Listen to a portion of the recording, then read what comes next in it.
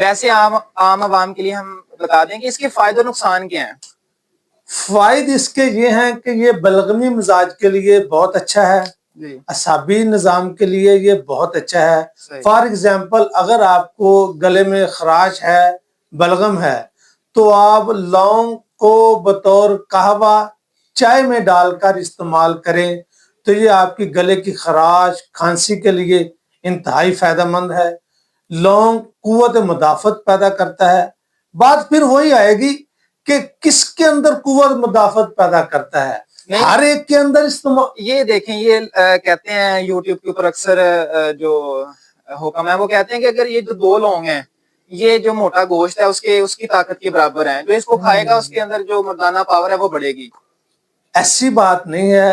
لونگ کا مزاج آپ کو دنیا میں کوئی بھی چیز استعمال کرنے سے پہلے اگر آپ اس کا مزاج دیکھ لیں، پرکھ لیں، سوچ لیں، لونگ کی بات نہیں، دنیا کی کوئی بھی چیز اگر آپ کھانے سے پہلے اس کو دیکھیں، سوچیں، سمجھیں، آیا کہ یہ میں نے کھانی ہے، یہ جسم میں جا کر کیا کرے گی، آپ کسی حکمہ کی کسی کی بات نہ کریں۔ بے شمار دوا فروش بیٹھے ہوئے ہیں، دوا فروش اور حکیم میں زمین اور آسمان کا فرق ہے۔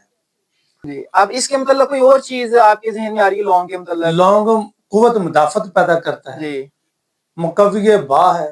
خاص کر لونگ کا استعمال اگر وہ آدمی کرے جن کا دل بڑا، یعنی کہ سائز بڑھ جاتا ہے، عضو قلب جس کو بولتے ہیں نا، اس کا سائز بڑھ جاتا ہے۔ فیٹی لیور والا اگر استعمال کرے، اگر اس کے اندر بلغمی مزاج ہے تو لونگ اس کے لیے سونے کی طرح کام کرے گا۔ صحیح۔ نقصان اس کا پھر کیا ہوگا؟ ہر گرم مزاج والا استعمال کرے گا تو نقصان کرے گا۔ یعنی ڈیپینڈ کرے گا شخص کے اوپر، اس کے مزاج کے اوپر، شخص کے اوپر، اس کے اپنے ذاتی مزاج کے اوپر۔ اس کا ذاتی مزاج کیا ہے، آیا کہ وہ گرم مزاج کا ہے، سرد کا ہے، خشک کا ہے، تر کا ہے۔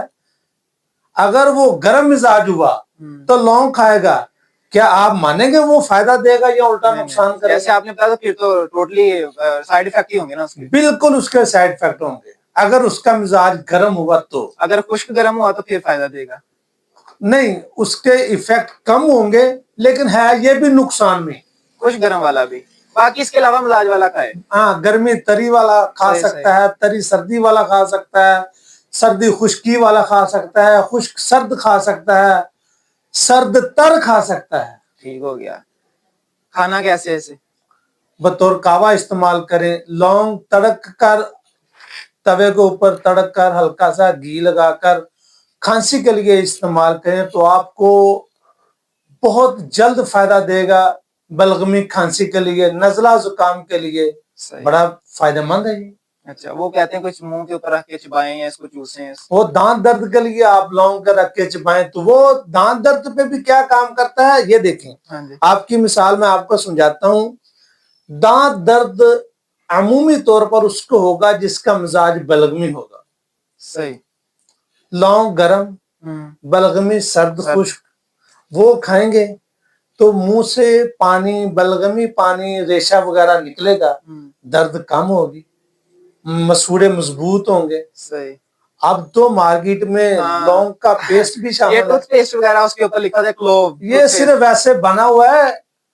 لونگ کا استعمال تو صدیوں سے ہوتا ہوا آ رہا ہے۔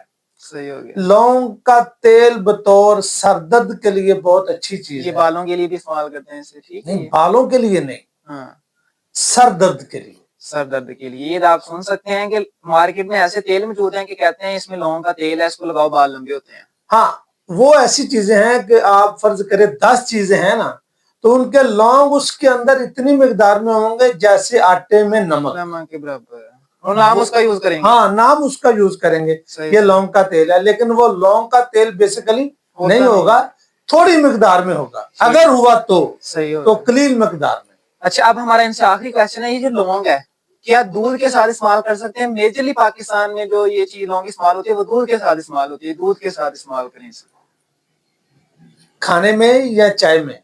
نہیں چائے میں بھی استعمال کرتے ہیں یا چائے میں تو آپ کو پہلے بتا چکا ہوں بطور کہوا چائے میں ڈال کر استعمال کریں. صحیح ہو گیا کھانے کوئی بھی میڈیسن کوشش کریں کہ پانی کے ساتھ کھائیں جی اور بعد میں دودھ پئیں.